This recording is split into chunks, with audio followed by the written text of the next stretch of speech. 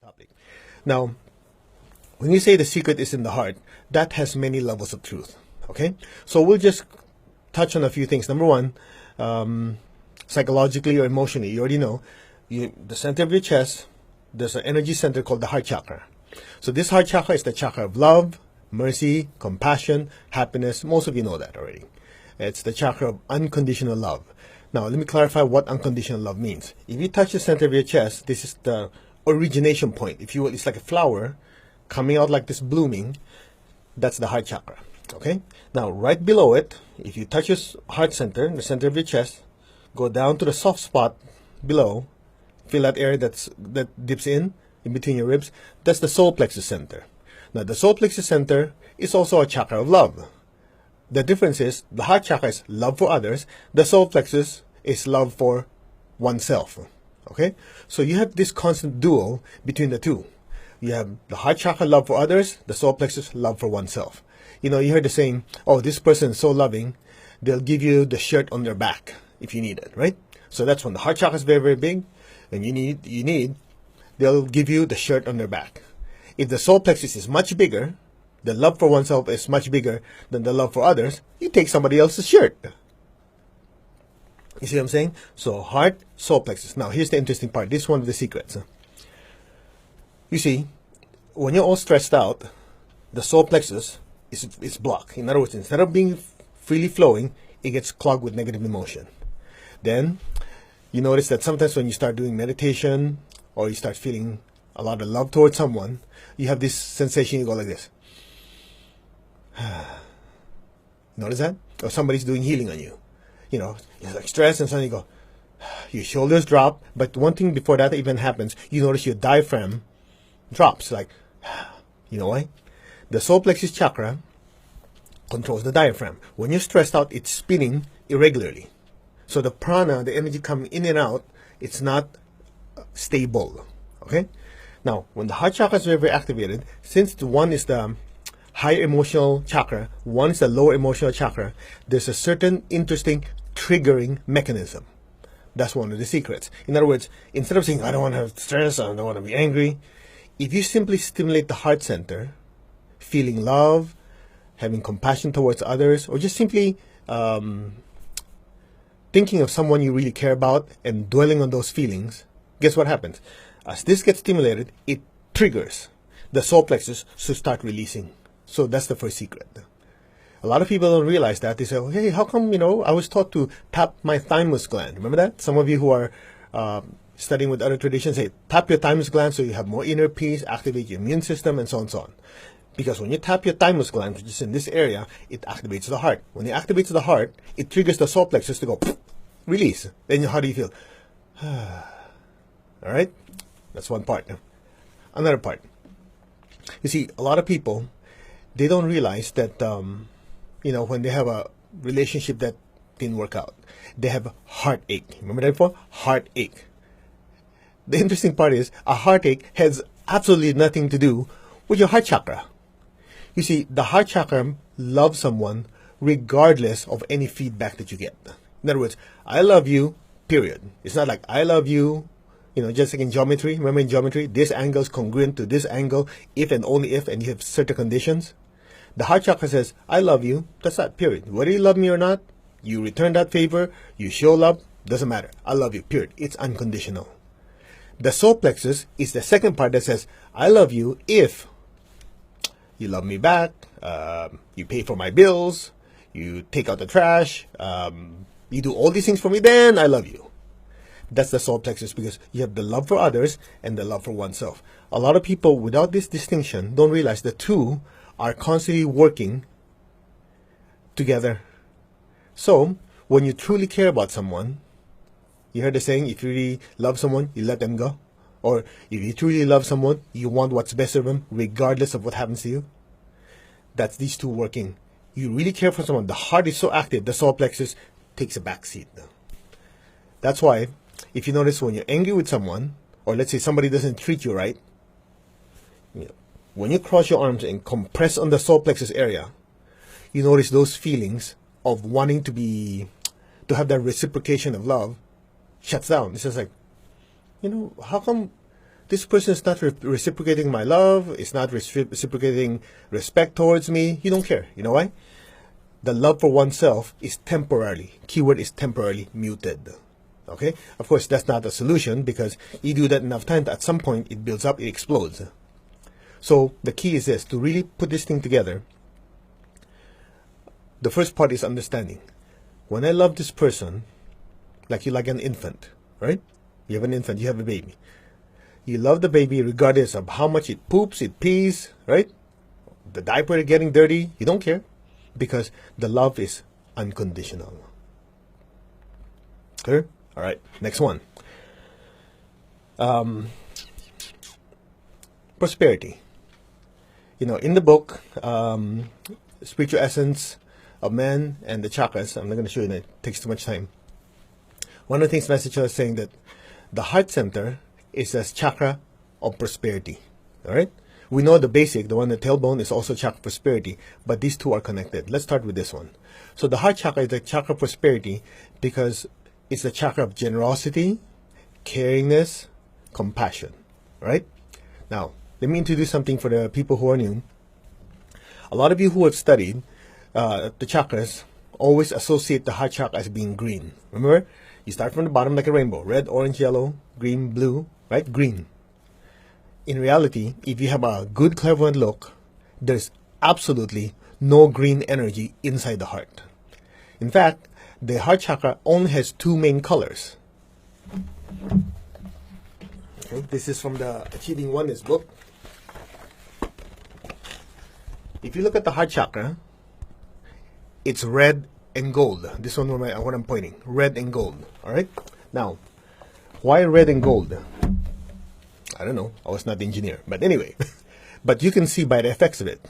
For example, press the center of your palms. Put your hand like this. Now, just feel from far out here. Just say the energy of my heart center. Try it. All right. Okay. Once you feel even a sort of a something, now close your eyes. Imagine someone you love very, very dearly in front of you. Could be your spouse, boyfriend, girlfriend, your children, your parents, someone you love very clearly, very, very dearly. It could be even your dog, your cat, anyone. All right? Smile. Recall a happy event you've had with that person. Relive it in your mind. Re-experience the sights, the sounds, especially the feelings. All right? Stay there, stay there. What do you feel with your palms? Most of you will notice it's gently pushing your hands out. And if you're sensitive, you notice there's a gentle warmth, right? Okay, put your hand down, open your eyes.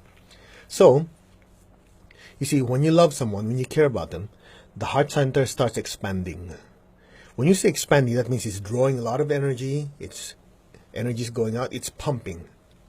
So when that pumps, since this chakra, it's like a propeller. You know, like a fan has blades. Each of the blades and the chakra itself is made of energy.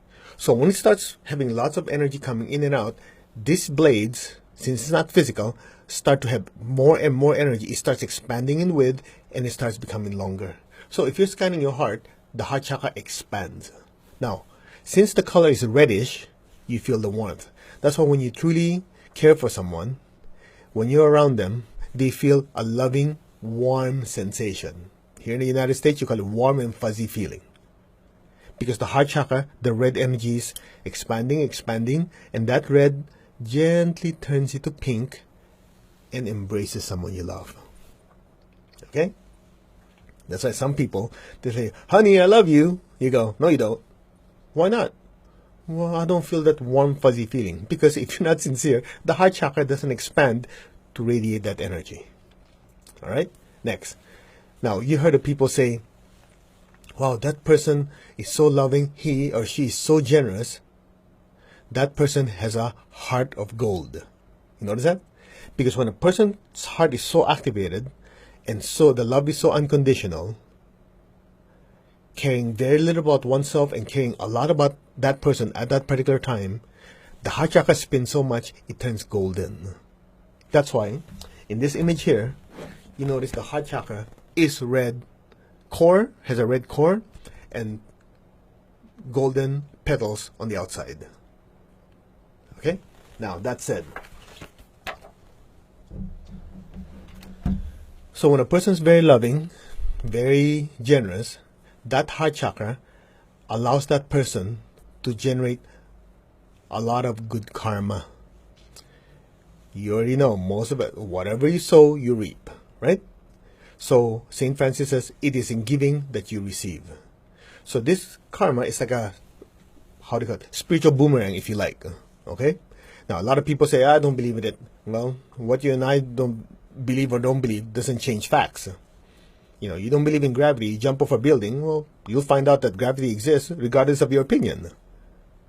I know that sounds harsh, but some people, they think, oh, I don't believe in that crap. Well, suit yourself. By not believing, understanding, you cannot harness. If you understand it, you can harness it, and from harnessing it, you can use it to your advantage. So, essentially, this heart chakra is the chakra of love, generosity, and as you're very generous in your love, in your ideas, in giving resources, the boomerang effect comes back. Guess what? It manifests as prosperity or abundance. That's why the heart chakra is the chakra of abundance and prosperity. Some people, they work very, very hard to be prosperous, right? Sheer hard work, basic chakra. It does work. And I remember one time I was talking to Master Cho in the car. I said, Master, what is a way to become more prosperous? He says there are many ways to prosperity. One of the ways to do it, and probably one of the easiest ones, is through the heart chakra. By being generous, guess what happens? You plant good seeds. These seeds will grow. There's a multiplying effect. It comes back to you. So let's make it simple. A lot of people says, oh, nobody loves me, nobody likes me.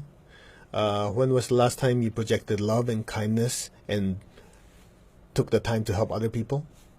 If you don't plant any seeds of love, you're not entitled to harvest them. In fact, there's something even more ridiculous. Some of us, a lot of us went through this without thinking about it. There's someone you want them to love you. Okay? But because of maybe a past history with that person, you keep projecting negative thoughts at this person. You go, oh, this jerk, I do everything for him or for her. I can't believe they don't even show love and compassion. They don't show some appreciation. They don't appreciate what I do for them. All right, you say, well, that's understandable, but look at it this way. Think of it as far as energy is concerned. You're expecting them to share loving energy towards you, right? Oh, you want them to be lovey-dovey, to be caring, and all these things. But when you talk to them, you don't say things kindly, you always scream and yell. Or your thoughts are always like, yeah, that's good for nothing, blah, blah, blah. You project negative thoughts. So it's just like you're planting orange seeds and you're expecting apple tree to suddenly show up. It doesn't make sense. You expect that by dumping all this negative energy towards that person, suddenly that person would love you more. Defies logic, doesn't it? It's interesting that that's what Master Cho is explaining. A lot of people don't realize that we plant in the inner world with our thoughts and emotions. We don't realize that as you plant these thoughts in the inner world, these negative thoughts, you're harvesting that in the physical world with the way they treat you. So if you want to change the fruits, you change the seed. Some of you said, it's obvious. Yeah, the question is how many of us are doing it? It takes a certain level of awareness. Awareness means the ability to catch ourselves. Oh, wait. I'm thinking negative thoughts about this person. Okay, instead of that, I'm going to plant good seeds. I project love, kindness. They've hurt me before, but hey, who doesn't make mistakes? Everybody does. I had my share of screw-ups, so I forgive you. Let the past be the past. I project love, kindness, and joy and happiness to you. So every time a negative thought is about to come to you about this person, it's not justified, it's not needed, you just like to criticize, you just stop. Okay. I control my thoughts and my emotions. I project love and kindness to this person. It works. As you keep changing the seeds, you change the fruits. That's that. All right?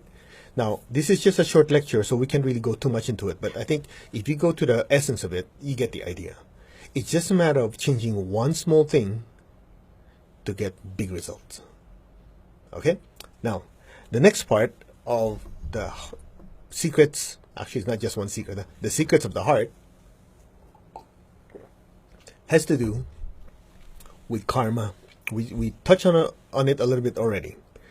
Remember, whatever seed you plant, you harvest. Now, inside the center of your chest, in your heart chakra, this is in many of the Massachusetts books. I'll just go to it very quickly.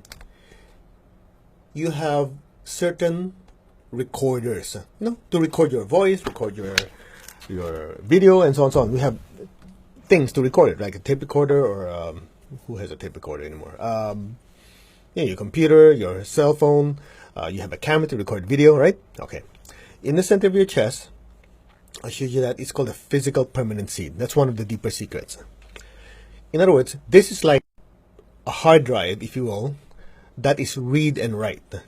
Like when you have a computer, you can open a file, you read the contents, yes? And then, if you want to change some of the data, you can save it. Just imagine every physical action that we have, how we treat people, right? The good deeds, the not so good deeds, the crazy things we do, the good things we do, everything, it's actually recorded. The question is, who was that hard drive? That hard drive is in that particle. If this is your heart chakra, it's inside, it's like a little red dot. You have these laser pointers, this little red dot. Just imagine, if you could see it, it looks almost like that inside your chest. It's smaller than a grain of rice, yet it packs massive amounts of data. Now, I can go through it again in much detail. It'll take at least an hour. But if you take the classes or you read the book, The Physical Permanency, it spells it out. But let me just give you a little bit of a summary. Essentially, before the soul comes into the world, who decides how healthy your body is when you're born, when your body's born? Who decides, are you going to be born in a very prosperous family in Beverly Hills, or in a very poor village in the middle of somewhere in the middle of nowhere in Africa? You get my point? It's like God did not roll a dice. Says, let me try. Whoop, too bad for you. Oh, lucky you. There must be some selection process. So in the deeper spiritual practices, spiritual teachings, it talks about the choices the soul makes. Other schools call it soul contracts. Anyway, the term is not important. The essence is a soul makes a choice based on data from the past. Okay, so we have to start somewhere, chicken or egg. Let's just assume that the soul is going to come into the world, and that data is recorded in a little red light, a little hard drive, and that hard drive opens up our past. So the soul, based on this information, after consulting a great spiritual being, archangel, even higher, makes certain decisions on what spiritual debts it wants to pay off and what spiritual profits it wants to enjoy. Okay? Well, again, I apologize, but we're oversimplifying this. So based on that information, it is determined by us, the soul, the spiritual self, how healthy, how happy. It's like a starting point. Okay, now, some of you are saying, well, if that's the case, there is no free will then. Everything's decided. Hold on.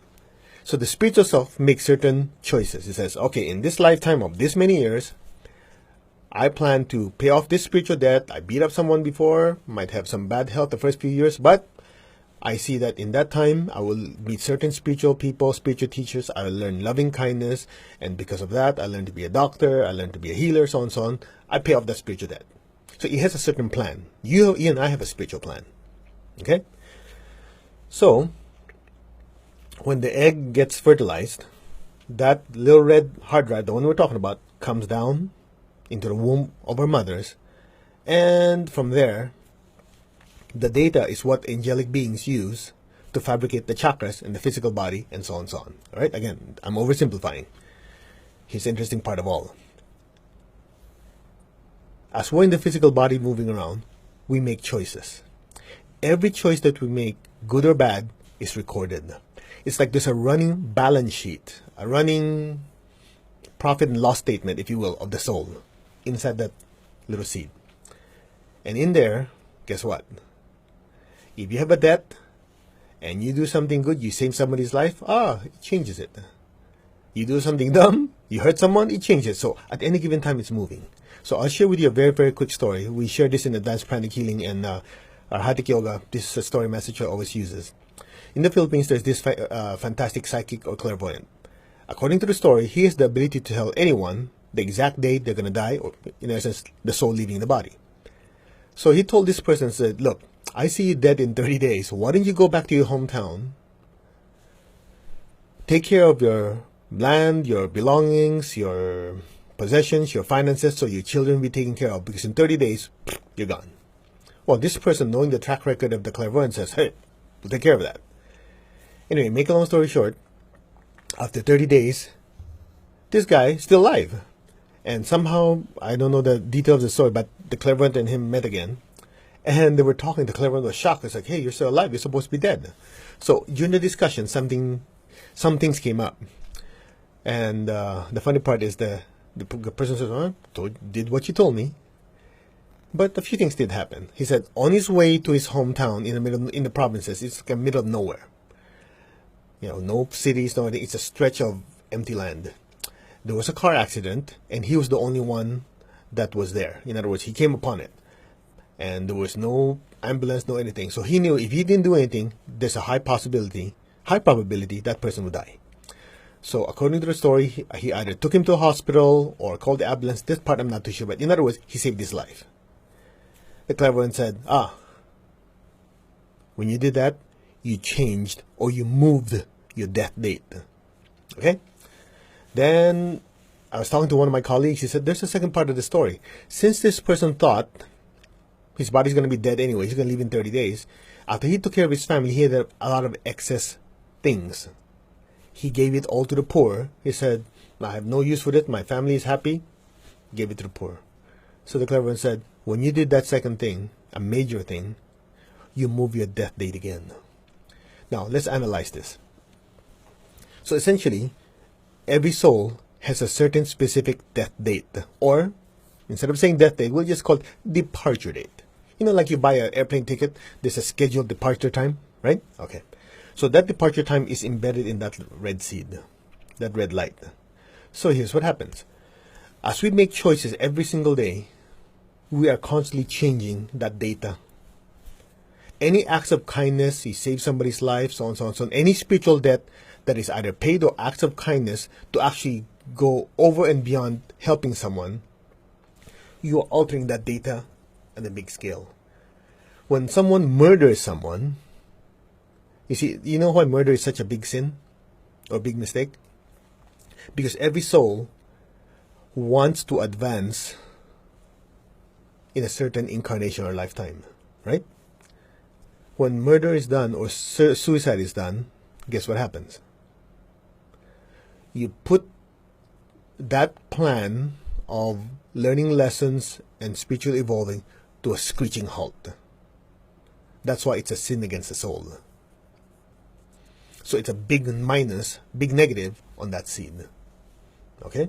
Now, when you save someone's life, it's a big positive.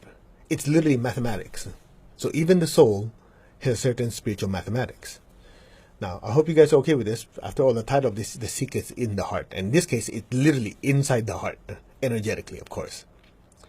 That said, let's put everything together. Why do we do what we do? Many things. Because we're good people. We try to be good people. We try to return to God. We want to experience the essence of God within us. God is love. God cares for people. And all the stuff you hear in every religion. Right? Okay. Now, to put it all together for you, it's quite interesting. If you look at this image, this is the heart chakra. Inside that heart chakra is that little hard drive, right? Okay. On this side, that is the crown chakra. If you look at the center of the crown chakra, okay, if you zoom in, which I can do it on this camera, the inside is actually a duplicate of this. Actually, in reality, this is the duplicate of that thing inside in the middle. Heart chakra, crown chakra. There lies the secret. So, the heart chakra is chakra of love. But what people don't realize is the chakra of love of the heart, the range of that love is usually to people we know or people we associate with. So it's the way Master Cho called it is called personal love. You love your children, your family, your cousins, and so on and so on. But the crown chakra is the chakra of impersonal love. Impersonal means you love someone regardless of you ever interact with them or not. Like someone is hurt across the world in a war, or starving in some city, or going through some calamity like an earthquake or a flood. The heart chakra, yeah, you feel kind of sad about it. The crown chakra says, wow, they're suffering. Let me do something. Let me give some money to charity. Let me do this. Let me do that. That's the crown chakra. So to simplify, this is human personal love. This is universal spiritual love. They're both love. One loves on a certain scale. One loves on a grander scale. There lies the secret of spiritual illumination. In order to trigger this guy, to allow spiritual energy to come down, to experience that oneness with God and oneness with all, the key is the one here. Without activating the heart, the crown center cannot be fully and substantially activated. In other words, you can chant mantras and all these things, you experience stillness and all that. Once that energy is consumed by the crown, the chakra becomes smaller again. You might have a little remnant of it, like, okay, I'm more still, I'm more quiet. But for long-term effect, if you want to keep the crown highly activated to experience that downpouring of spiritual energy, you have to first trigger this one. By showing love, mercy, and compassion to others, you keep this one highly activated to have that constant, the key word is constant, spiritual connection with awareness. That said, so if you put the whole thing together, when you do meditation, like what we're going to do, meditation twin hearts, love, compassion towards the entire earth. When we do healing, when you give money to charity, when you help someone in need, you're triggering the heart, right? Now, watch. You trigger the heart, you trigger the crown, the divine energy comes down, right? When you're doing acts of compassion and love, that energy goes out towards these people, or the animals, or nature. So the pathway, the key word is pathway. The pathway that energy flows through. Okay? The pathway that energy flows through passes through that hard drive, or that recorder, if you will. So as that energy keeps passing through it, and because what we're trying to do is acts of love, mercy, and compassion, guess what you're doing? You're constantly changing the data. Changing the data, changing the data, changing the data. Let's translate the word. Changing your karma. Remember, we came in with a certain balance sheet, right? Balance sheet. Maybe more karma credits, less negative karma, whatever. You have a certain proportion. But as we make certain changes in our life, make certain decisions, we are changing that data, that proportion. So when you use your heart and your crown, especially your heart doing lots of service, you trigger the crown. When that's triggered, you cannot help but try to be a good person. And when you're a good person, it's very difficult to watch somebody suffer without doing anything. And it is that doing anything, that's something, that's what you call service. And that service causes you to do certain things, think a certain way, feel a certain way. And the result of that is somebody benefits more than yourself. And that changes the proportion and the data in that seed. So you're literally changing your karma. That is the deeper secret. So, I remember I was talking to Master Cho about pranic healing. He said, I did not come up with these classes for the sake of classes. I didn't come up with teachings for the sake of teachings. I asked the question, what does humanity need? Does humanity need physical healing because of physical ailments and everything? Yeah, that's why he came up with pranic healing. Do people have psychological, emotional issues? Yes, that's why he came up with pranic psychotherapy. Do people need relationship healing? Yeah, that's why we have meditation twin hearts.